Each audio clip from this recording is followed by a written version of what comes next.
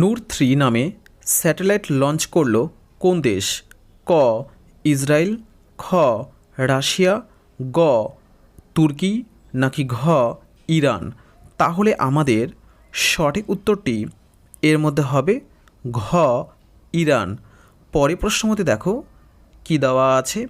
পরের প্রশ্ন মতে দেওয়া আছে কি গুগল প্লে স্টোরকে টক্কর দিতে ইন্দাস নামে অ্যাপ স্টোর লঞ্চ করলো কোন কোম্পানি? ক ফোনপে, খ পেটিএম, গ ভারত পে নাকি ঘ পাইন? তাহলে আমাদের সঠিক উত্তরটি এর মধ্যে হবে ক ফোনপে। পরের প্রশ্ন মতে দেখো কি দেওয়া আছে। পরের প্রশ্ন মতে দেওয়া আছে কি প্রেস ট্রাস্ট অফ ইন্ডিয়ার বোর্ডের চেয়ারম্যান পদে নির্বাচিত হলেন কে? ক কে এন